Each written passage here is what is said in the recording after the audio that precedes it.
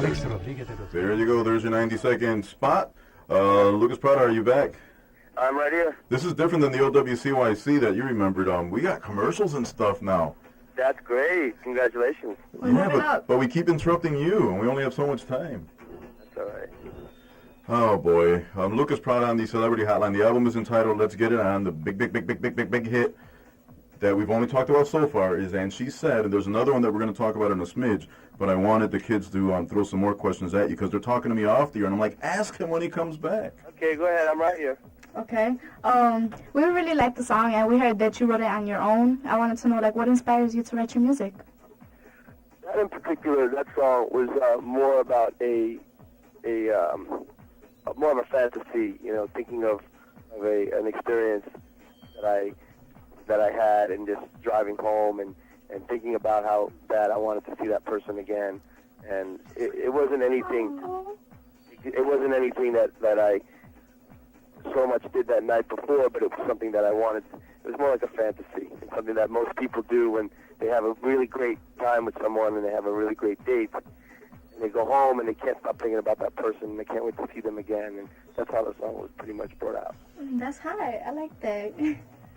Well, that's what a lot of listeners don't ever get the opportunity to know with all the music that's out now. Some of the what I call booty music and the reggaeton stuff and the pop stuff. Exactly. They never really know what goes through the mind of somebody when they write a song and then it goes lick. But you got some meaning behind your music, which is pretty neat. Yeah, pretty much all my songs that I write are about an experience that I've had, or whether it be good or bad, it's something that people can relate to. So I get a lot of emails every day from people that say, I really, truly became attached to this song because this is something that I went through as well, or that I'm going through at this moment, and it's helping me get through it. So. And that's really good because you can help others get through what you've gone through. And I think that's really important in music, to be able to connect to the person that you're speaking to. I really like that. And I connect with people like that, and I'm also very in contact with my fans through my website, through emails. Right now I answer all my emails. I spend a few hours a day answering MySpace, whether it be emails or comments or regular emails that I get on my website. And, a lot of times fans don't believe it's me, and I try to somehow tell them that it is, and then they realize that it's me, and it's something that, I don't think enough artists do, is actually connect with their fans one-on-one like that. Well, that is how we wound up reconnecting, because I'm going through the MySpace thing. And somebody, somehow, I think it was George, I'm going through his page, and there's this link that says Lucas Prata on it, and I said, wait a minute, that face looks familiar, and I clickety-clicked, and I sent you the email, which, of course, you would need to accept in order to communicate, right. And you did, and I asked you if you were the guy from back in the day, and you said you were, and yeah, you were probably nice to say that you remembered, but to remember everybody that you've met throughout the years is probably stretching it, but you did say, yes, I remember, and this is who I am, and wow, where you been? What can I do? Just to be, honestly, I remember so vividly being backstage with you and your little bat player and your microphone. And wow, that's true. I remember it so vividly, and I'm not just saying that, I'm being honest. Well, that's what we did. We ran around with the little recorder because I was just capturing everybody, and I even have Ketty and Eddie doing some, I don't know if you remember the little rap called, My Name is Loco, I Come from Acapulco or something like that. Yeah. That is so weird. Oh, I'm gonna hit play on one of these CDs, and you girls tell me if you recognize this tune, because if not, I'll tell you where I heard it last. Have you ever heard this thing? Isn't that from a movie? Yeah.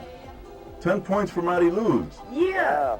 So I buy a copy of Deuce Bigelow, #2, and all of a sudden this song pops up.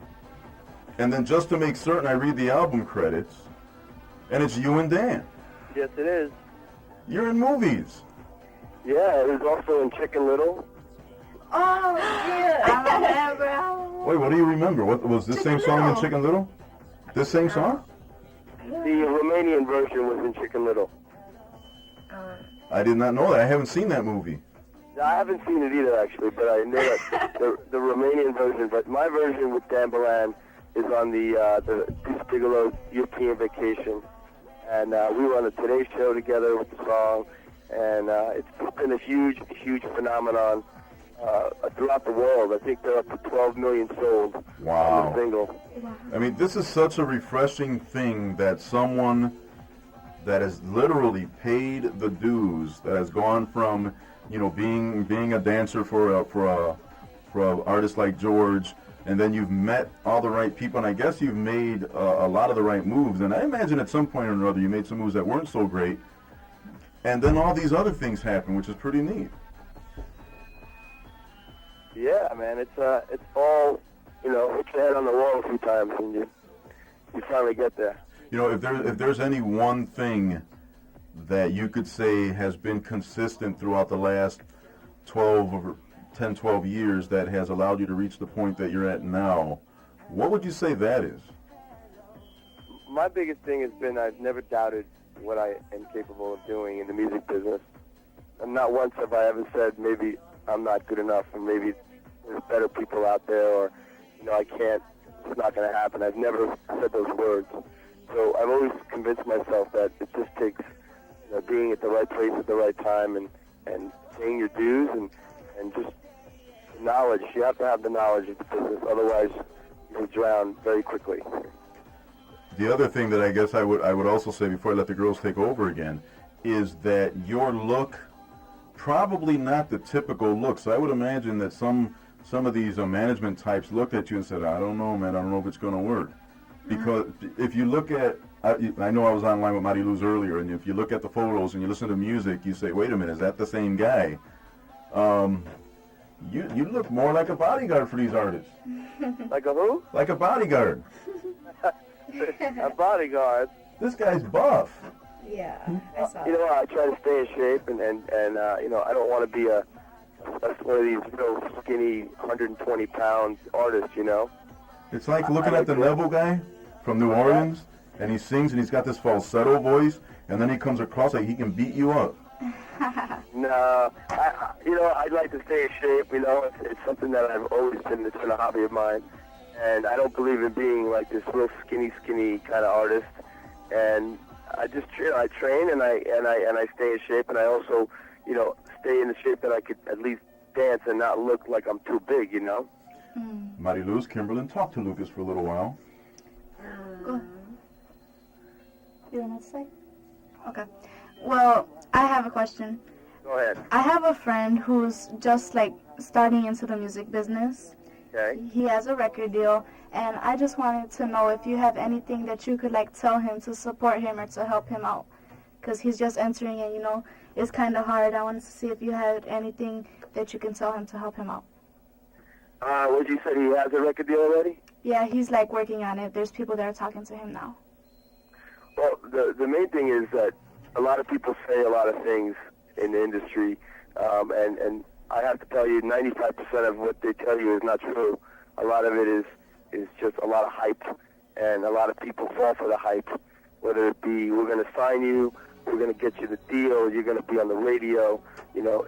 And my advice is to try and do as much on your own and learn the business first, because I know so many artists that have been told so many things that never ever happens because they're just too naive and too young in the business. So, you know, someone like myself, I know the moves that people have to make the real deal happen.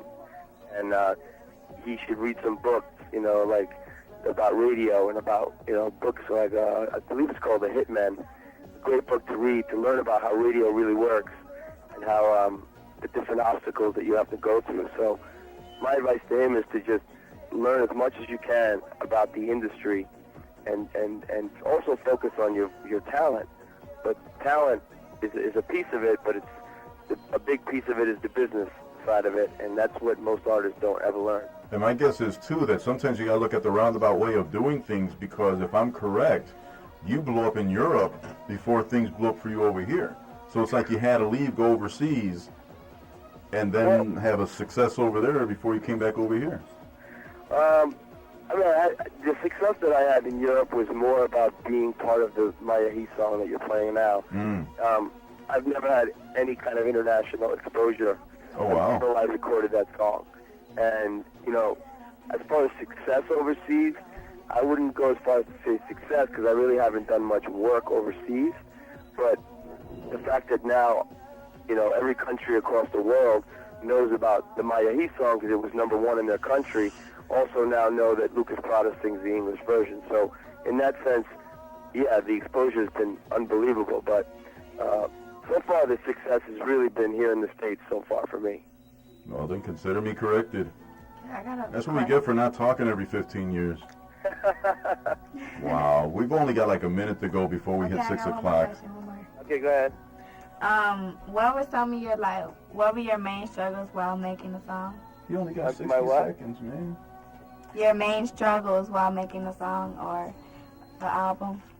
Just trying to stay, you know, focused and make a salary and try and, you know, pay my rent and stuff like that, just so that I can have time to take the studio time and stuff. Okay, It's not easy, you know. I'm going to put you on hold for a second. We're about to say our farewells. Okay. Just give me a second. Ladies, thank Lucas Prata on the Celebrity Hotline with the Club Kids. Unfortunately, the show's coming to an end, and I'll just say All goodbye right. to him. Well, I'm glad you guys called. I appreciate all your questions. Thank you. Thank you for making time in your day to talk to us. You're very welcome.